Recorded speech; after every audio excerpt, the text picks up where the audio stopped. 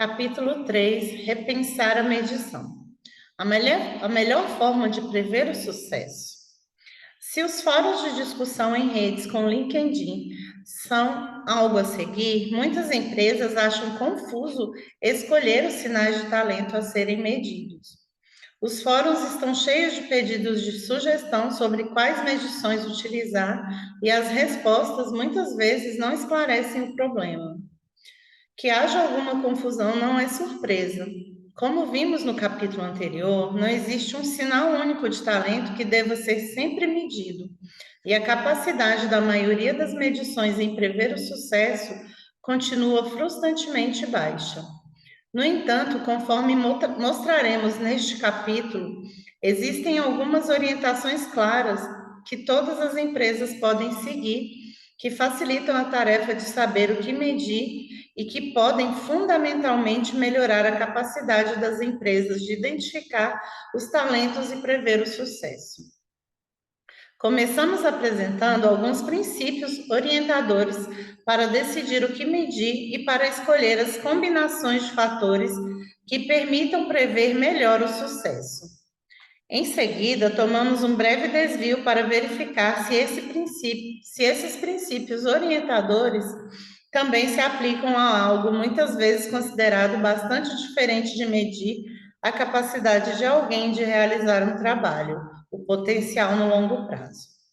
Finalmente, analisamos o que as empresas podem fazer para aumentar sua capacidade de prever o sucesso, independentemente das medidas utilizadas. A solução, conforme veremos, promete mudar radicalmente a forma como pensamos a medição e a nossa capacidade de identificar e medir talentos com exatidão. 3 princípios para decidir o que medir. Conforme vimos no capítulo anterior, um desafio básico com a medição de talentos é decidir o que medir. Em nossa experiência, 3 princípios básicos podem ajudar as organizações a determinar quais medidas utilizar. Medir o necessário, perguntar sobre a validade estatística, perguntar sobre a validade incremental. Medir o necessário. A maneira como as empresas, de modo geral, abordam a decisão sobre o que medir é pela análise das habilidades e qualidades que as funções, equipes ou unidades de negócio específicos necessitam. Isso envolve definir as exigências da função ou o que a empresa necessita que as pessoas façam. Às vezes, isto se obtém por um processo formal, como a análise do cargo, e em alguns países a descrição estruturada do trabalho é, na verdade, uma exigência legal. Outras vezes, em outros países, as exigências são definidas através de meios mais formais e intuitivos. No entanto, elas estão sempre presentes em algum grau, mesmo que seja apenas como uma ideia na cabeça do gerente de contratação. Então, há um quadro ou lista do que você necessita e do que está buscando.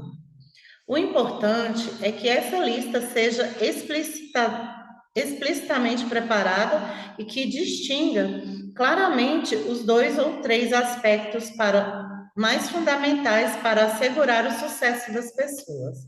Então, sempre que possível, certifique-se de que sua escolha de medições seja guiada por uma lista de qualidades ou competências mais críticas pelo tipo de talento que a empresa necessita. Como sempre acontece quando se trata de princípios, eles podem parecer óbvios, mas muitas vezes são ignorados. Perguntar sobre a validade estatística. Às vezes, evidentemente, existe apenas uma vaga ideia sobre o que uma função ou a empresa necessita, e outras vezes a lista de requisitos é muito longa. Quando isso acontece, não há, portanto, exigências claras para orientar a decisão sobre o que medir, as empresas tendem a se voltar para o que conhecem ou se sentem familiarizadas. Essa ideia não é boa. Conforme vimos anteriormente, não existe uma medida única que você deva sempre utilizar. Trabalhos distintos requerem qualidades diferentes. Assim, se você sempre utiliza o mesmo conjunto de medições e testes para todas as funções, A probabilidade é que ela, às vezes, não venham a ajudar muito, podendo até mesmo conduzir a erros.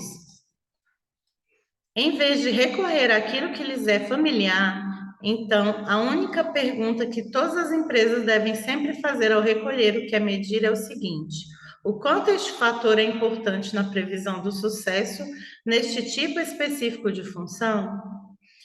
Ou, em outras palavras, qual é a validade desta medida? Pelo fato de a validade estatística poder dizer se uma medida prevê o desempenho, a verificação da validade é uma maneira de verificar se você está realmente medindo o que necessita. Temos encontrado muitos gestores que não parecem estar nem um pouco interessados na validade estatística, o que francamente achamos incrível. Se vai pagar um bom dinheiro por resultados de medição, então precisa se certificar de que as informações geradas sejam exatas e relevantes. Em termos puramente comerciais, qualquer coisa diferente disso é péssimo negócio. A validade estatística é um assunto técnico e pode ser complicado. Assim, no capítulo 5, apresentaremos uma lista de perguntas específicas que você pode fazer sobre a validade das medidas para ajudá-lo na decisão sobre se podem ser úteis para prever o sucesso. No momento, porém, queremos apenas destacar as regras básicas. Você deve perguntar sobre a validade estatística. Em outras palavras, procure ser conduzidos por fatos e ciência e não por tradições e familiaridade. Perguntar sobre a validade incremental. Perguntar sobre a validade pode ajudá-lo a entender quais medições são mais preditivas de sucesso.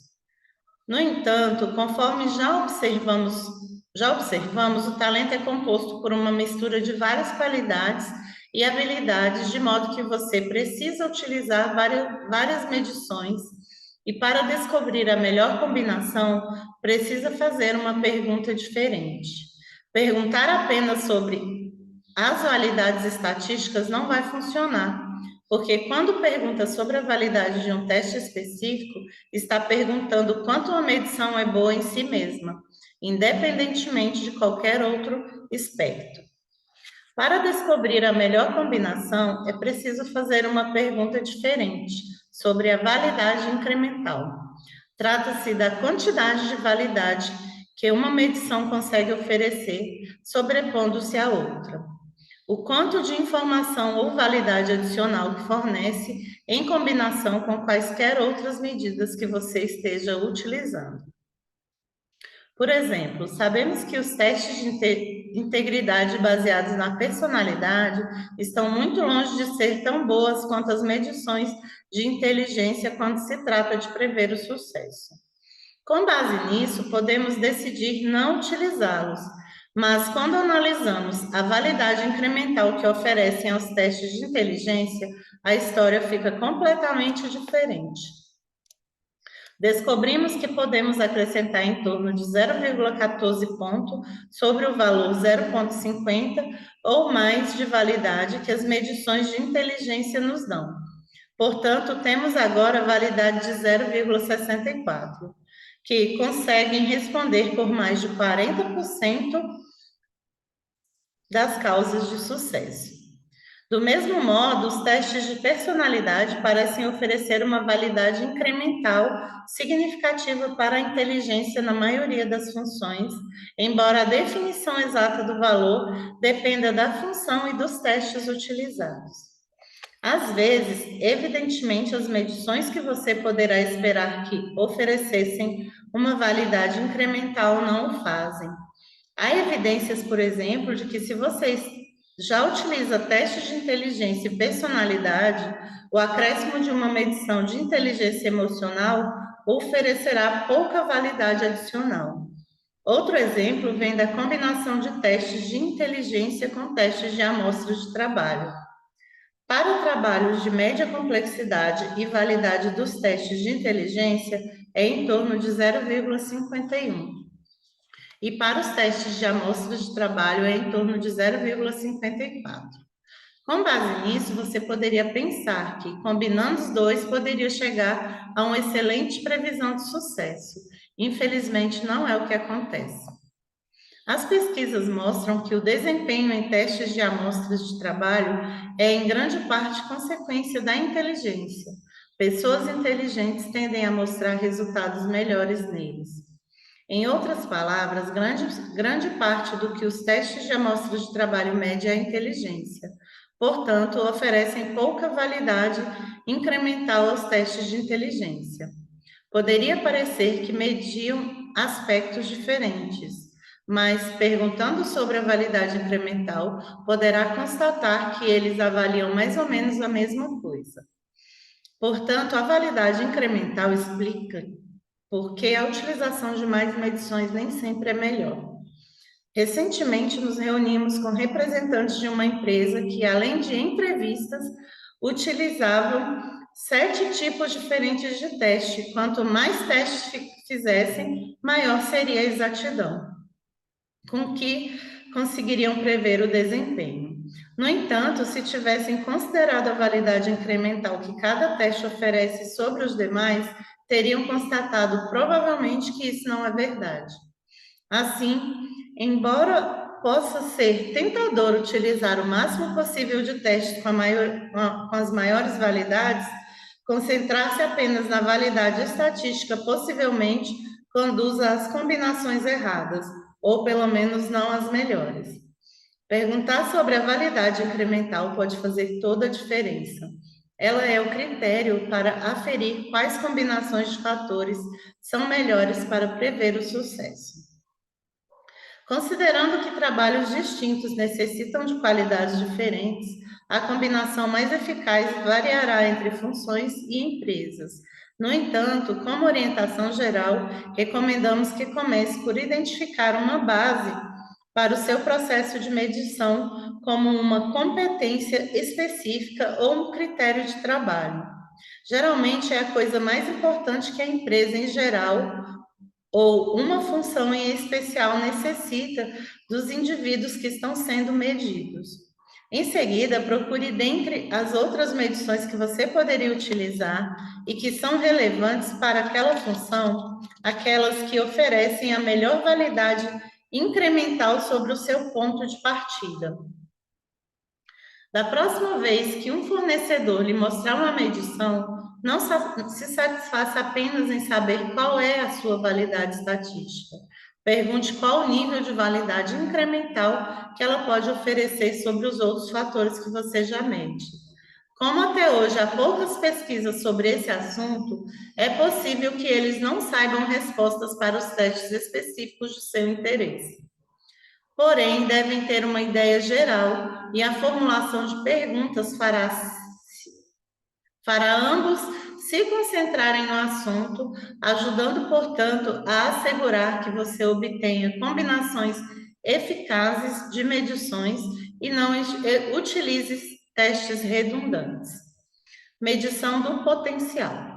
A adoção desses 3 princípios básicos ajudará na escolha de quais fatores você deverá medir na maioria das situações, mas há um cenário específico que frequentemente é considerado um tipo muito diferente de medição.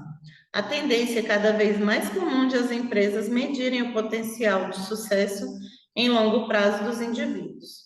O objetivo disso é identificar as pessoas que podem ser promovidas ou que apresentariam um maior desempenho ou que seriam os futuros líderes em 3, 5 ou mesmo 10 anos. Como se o fato de identificar talentos e prever o sucesso em curto prazo já não fosse suficientemente difícil, parece que às vezes precisamos fazê-los com lentes de longo alcance. O problema aqui é que, em geral, se acredita que as qualidades exigidas para ter sucesso em longo prazo são diferentes das necessárias para ter sucesso em curto prazo. Em função disso, as empresas normalmente medem um conjunto de fatores a fim de avaliar o talento de alguém para uma função específica e um conjunto diferente de fatores para avaliar seu potencial em longo prazo. Esses fatores para avaliar o potencial são muitas vezes conhecidos como modelo de potencial, e pelo fato de quase todo fornecedor de medição ter o seu próprio modelo, existe no mercado um número quase infinito deles. No Reino Unido, por exemplo, um modelo frequentemente utilizado inclui os fatores de motivação, intelecto e capacidade de influência. Um segundo modelo mais comum nos Estados Unidos é o de capacidade, ambição e atitudes. E uma terceira abordagem é a ideia de que o melhor indicador do sucesso em longo prazo é a capacidade de aprender. A julgar pela popularidade desses modelos, as empresas parecem ter muita fé neles. Eles parecem fazer sentido e são intuitivamente convincentes. Uma pessoa com altos níveis de motivação, intelecto, influência e capacidade de aprendizagem certamente parece alguém que terá sucesso. Há também pesquisas que respaldam o uso de algumas dessas características. O intelecto naturalmente envolve a inteligência, que é considerada por muitos o melhor indicador disponível. A capacidade de aprendizagem, por sua vez, parece ser o indicador dos níveis atuais de desempenho e da probabilidade de promoção em curto prazo. Embora a ambição venha sendo surpreendentemente pouco estudada, há alguma evidência de que ela possa prever o sucesso e possivelmente melhor do que qualquer um dos 5 grandes fatores da personalidade. O problema com o potencial. Tudo isso parece bom e muitos dos modelos de potencial utilizados são tidos como altamente capazes de prever o sucesso. Alguns fornecedores chegam a sugerir que conseguem fazer isso com muitos anos de antecedência e com níveis de validade estatística superior a 0,70. Isto significa que conseguimos responder por cerca de 50% dos motivos para uma pessoa ter sucesso ou não.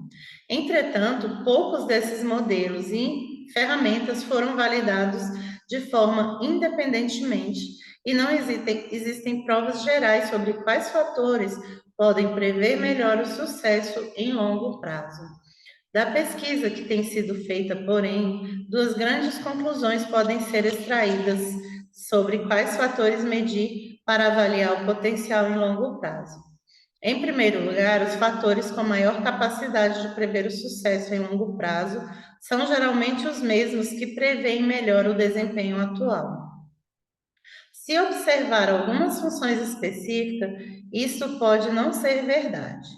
Os fatores que prevêem o desempenho atual de engenheiros em tecnologia da informação, por exemplo, podem ser ligeiramente diferentes daqueles que prevêem quais engenheiros atingirão o topo da profissão. Os conhecimentos técnicos, por exemplo, podem ser mais importantes para o desempenho atual. Mas se você fizer uma análise global dos indicadores gerais do potencial em longo prazo para todas as funções, elas são muito semelhantes aos que prevêem o desempenho em curto prazo. Em segundo, não há nenhuma evidência conclusiva de que o sucesso em longo prazo possa ser previsto com muita exatidão, por qualquer modelo ou padrão único de características.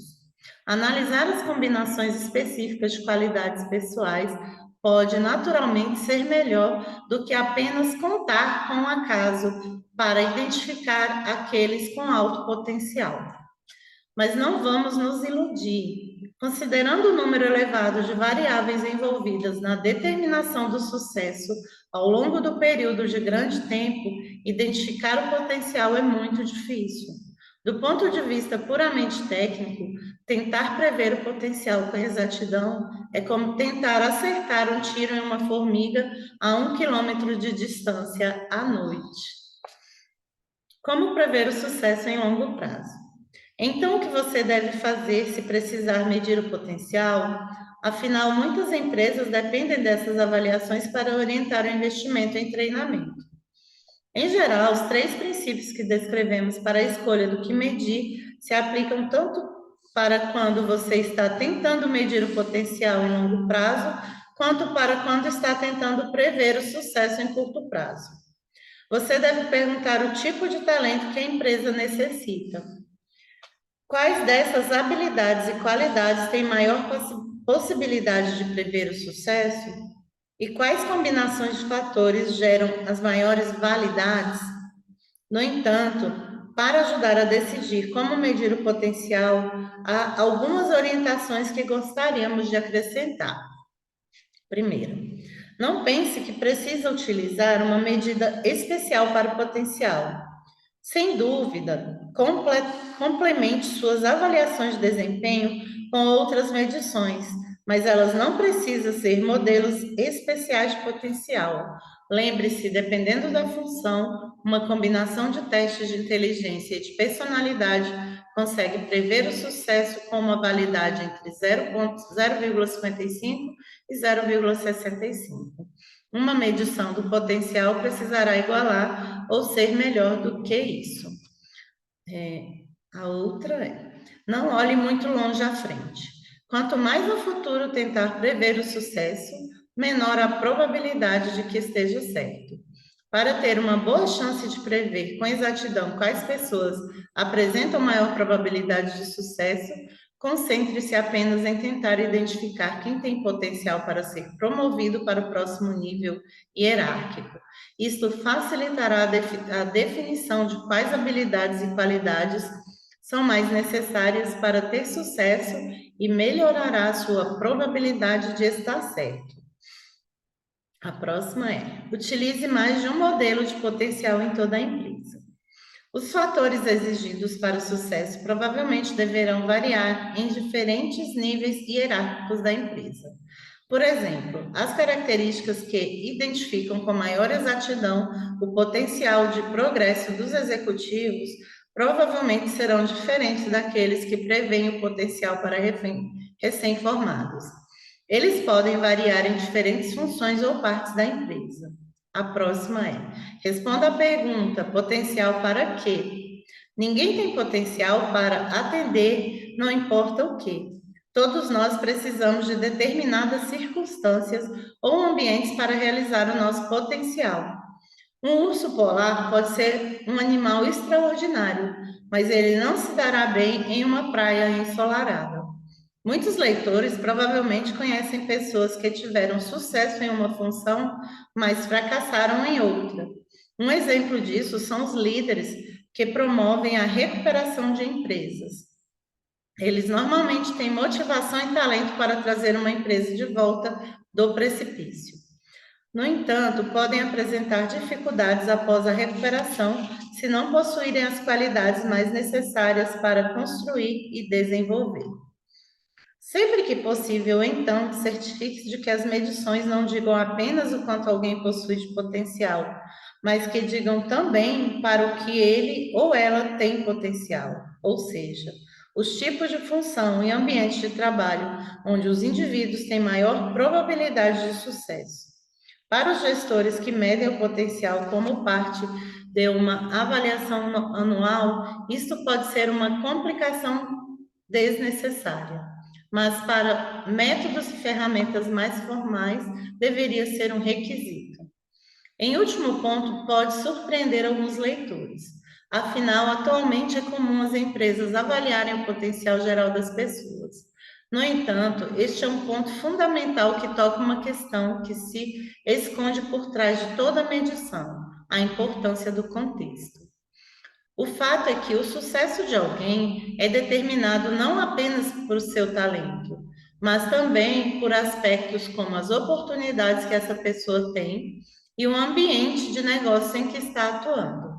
Conforme veremos em seguida, é nessa questão muitas vezes esquecida que vamos encontrar uma pista importante sobre como podemos mudar fundamentalmente e melhorar nossa capacidade de prever o sucesso.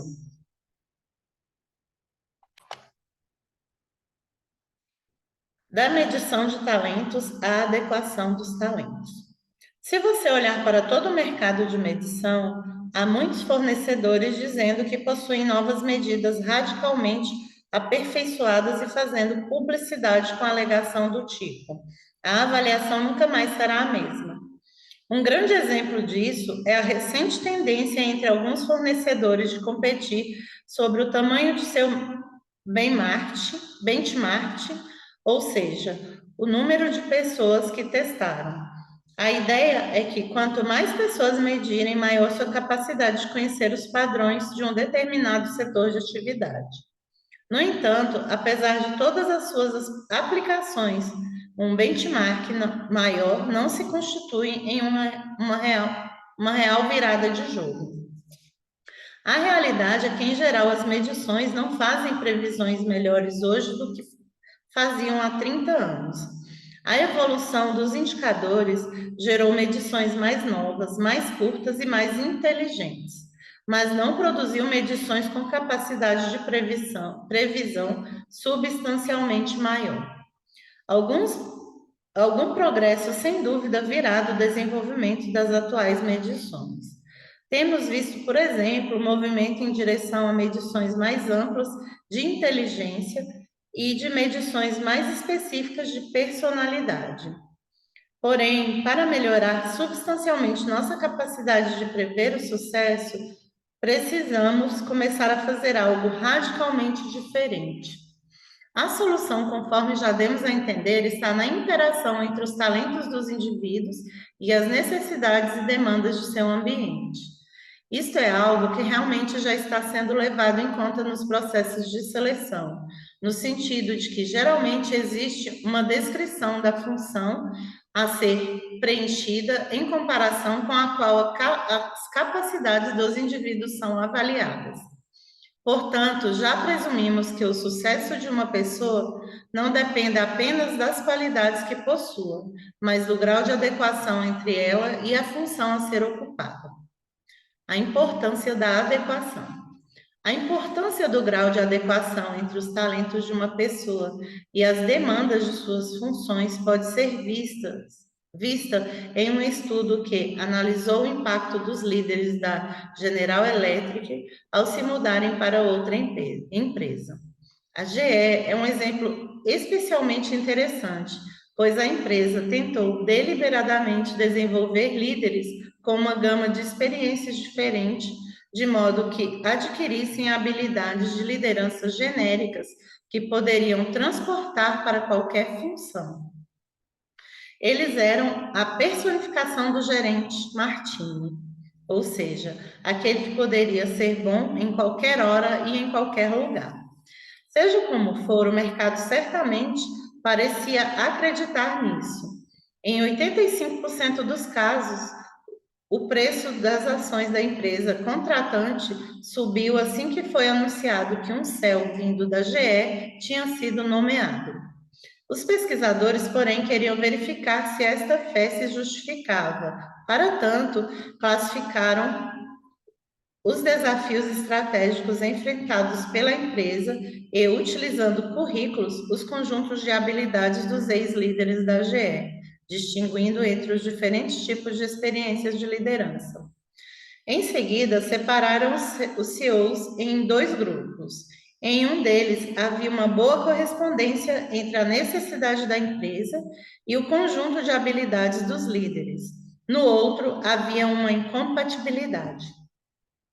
Os pesquisadores constataram que o desempenho das empresas onde havia uma boa correspondência com as habilidades do líder foi mais que o dobro do grupo com incompatibilidade.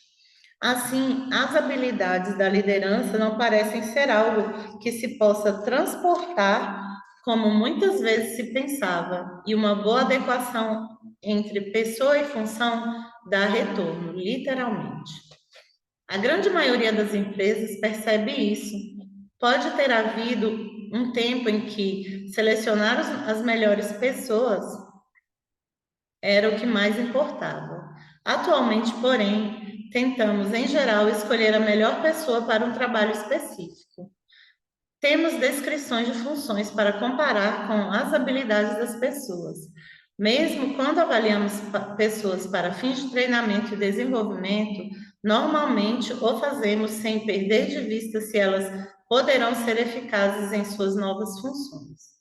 O problema, no entanto, é que atualmente nossos julgamentos sobre a adequação pecam por dois defeitos. Eles são muito implícitos e muito estreitos.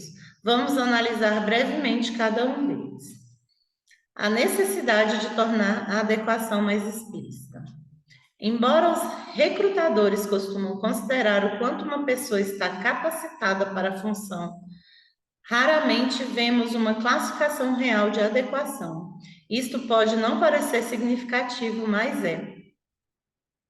Sem tal classificação, não fica claro até que ponto os gestores estão pensando nisso em suas decisões de seleção.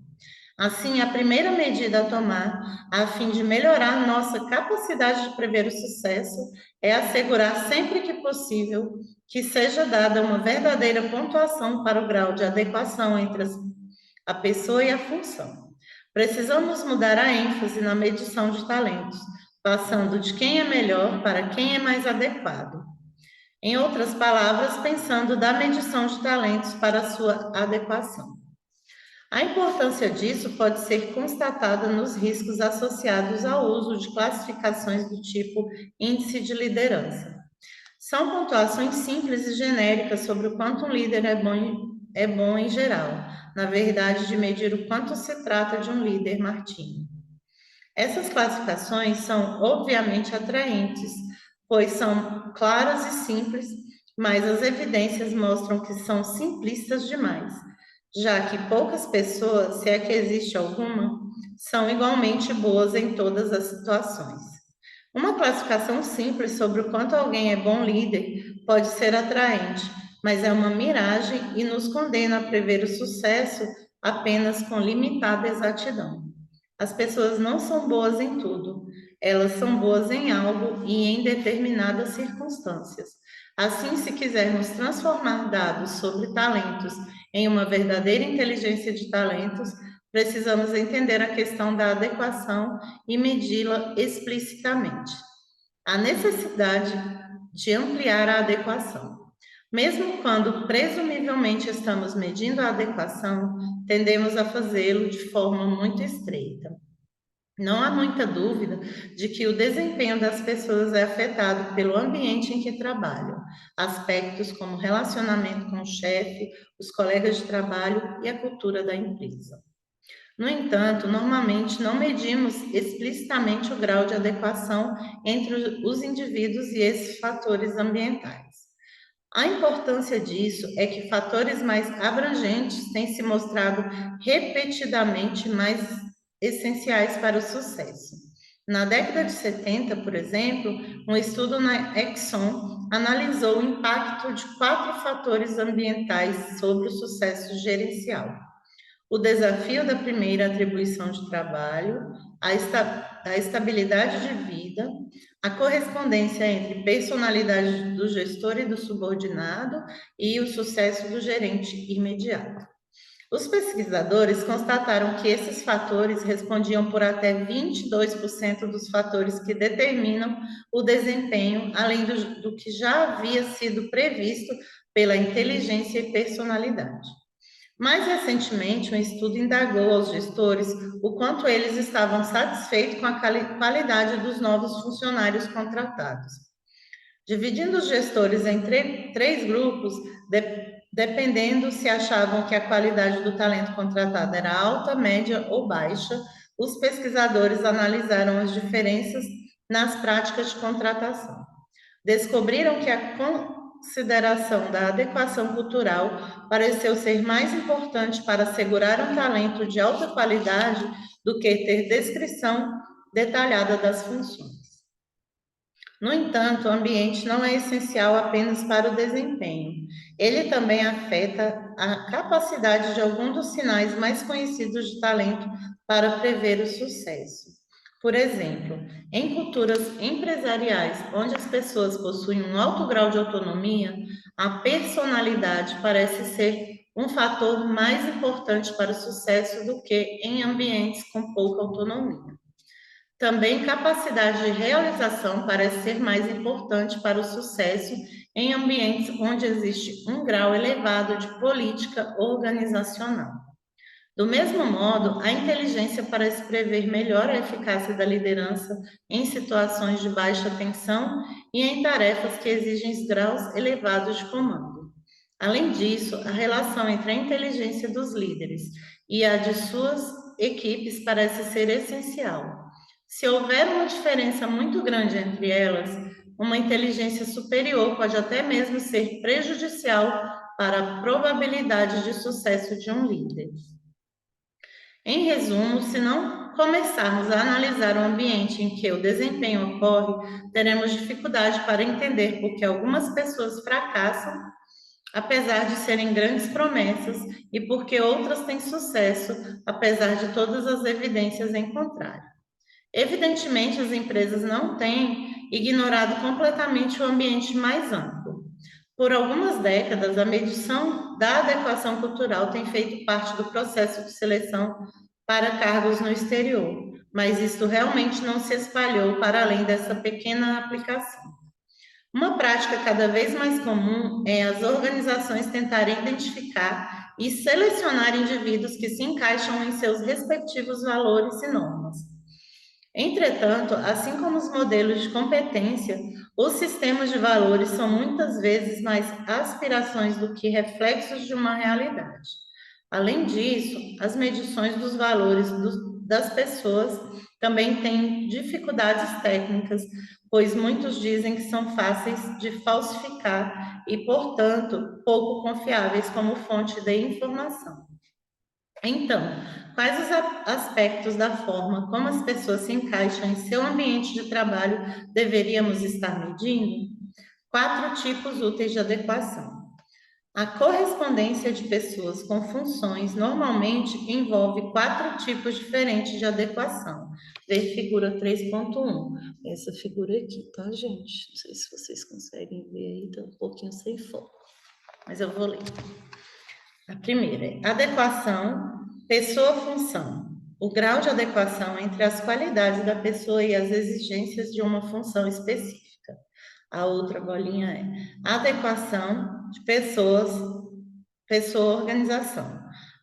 O grau de adequação entre as características da pessoa e o ambiente de trabalho ou cultura.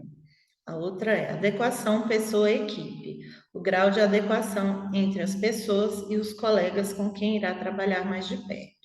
E a outra é a adequação da pessoa-gestor, o grau de adequação entre as pessoas e o gestor para quem ele ou ela estará trabalhando. E aí, no final, a última bolinha tá a adequação geral, que é igual, né? Tá mais, e a última é igual, adequação geral.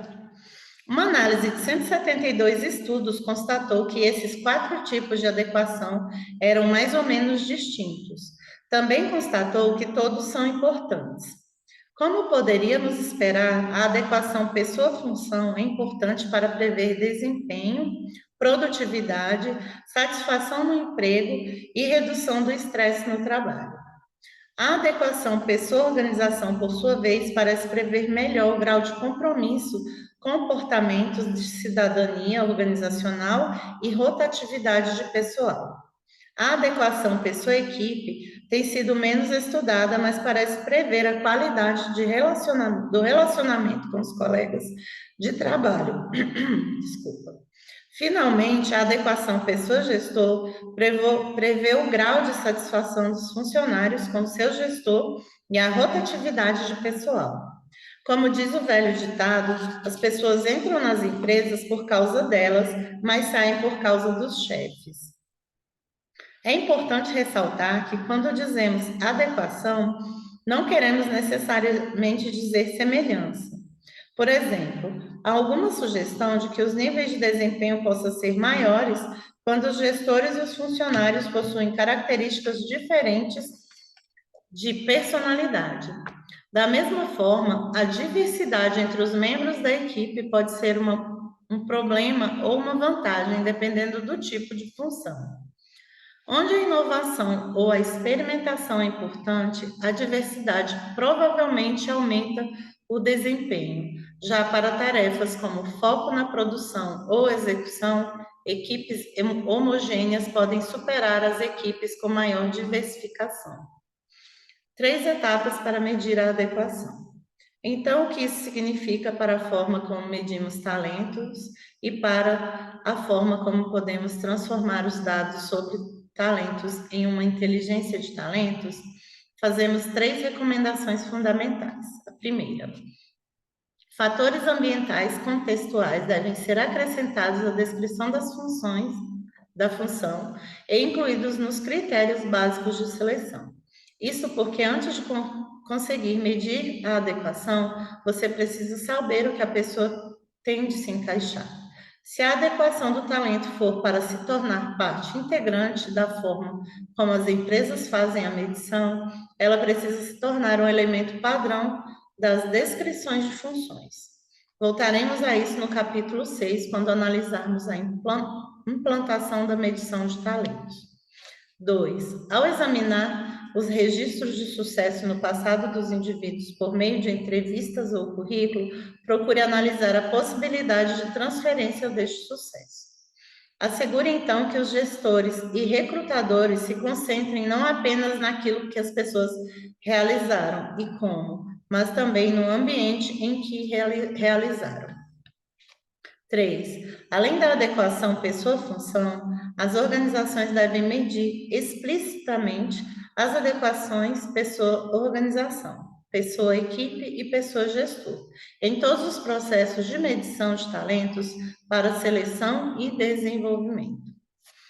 Essas sugestões podem parecer mais assustadoras do que o são realmente. Os gestores, de modo geral, já tomam decisões implícitas sobre cada um desses aspectos. Nossa sugestão é tornar esses julgamentos mais explícitos, visíveis e conscientes. Devemos ser mais explícitos porque só ser implícito não está funcionando. Um estudo com mais de 28 mil funcionários recém-contratados constatou que as empresas selecionam as melhores pessoas para as funções na maioria dos casos, mas escolhem a pessoa certa para a organização em apenas 29% das vezes.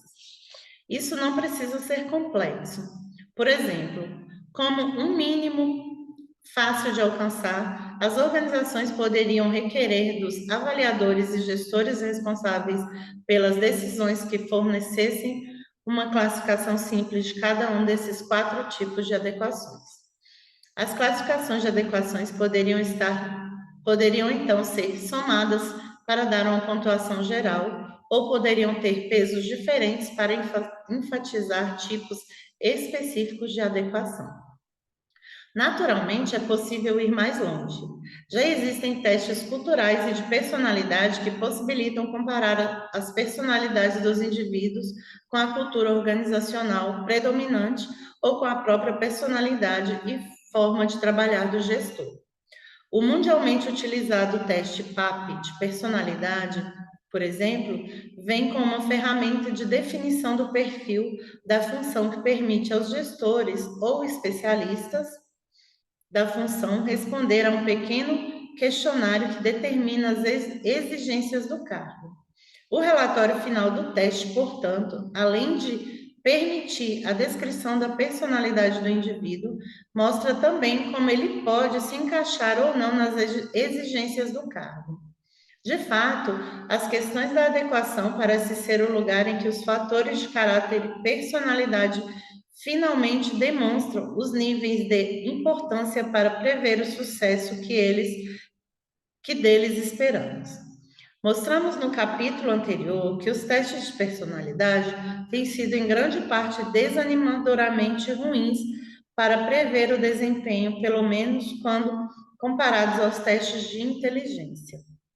Mas para medir a adequação pessoa-organização, pessoa-equipe e pessoa-gestor, a personalidade é provavelmente nossa melhor aposta. Além disso, há algumas evidências de que o desenvolvimento de medições específicas de personalidade para uma determinada empresa pode ser mais eficaz do que utilizar medições genéricas de personalidade de testes de prateleira.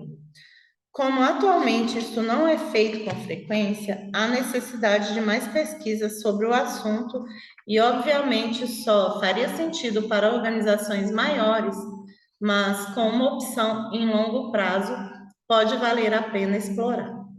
Porém, nem toda empresa pode ou precisa ir assim tão longe. As 3 etapas básicas para o uso da adequação que propusemos são muito simples, chegando a quase ser simplistas. No entanto, tem o potencial de mudar radicalmente a maneira como pensamos sobre a medição e melhorar significativamente nossa capacidade de medir talentos e, desta forma, também as decisões de nosso pessoal. A oportunidade aqui está naquilo para o que tradicionalmente temos utilizado a medição de talentos. Quando nos dizem que alguém apresenta um bom desempenho, a resposta mais comum é normalmente em comparação com quem ou em que. Em geral, o mercado de medição de talentos tem se concentrado até agora mais em responder à primeira pergunta do que à segunda. Portanto, tem se concentrado de preferência em tentar identificar a pessoa mais brilhante e mais motivada e a melhor, a mais motivada e a melhor.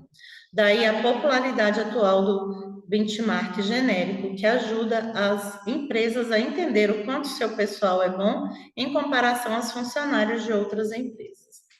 O benchmarking, eu estou lendo benchmarking, é benchmarking, pode certamente ser interessante e útil, mas tem limites.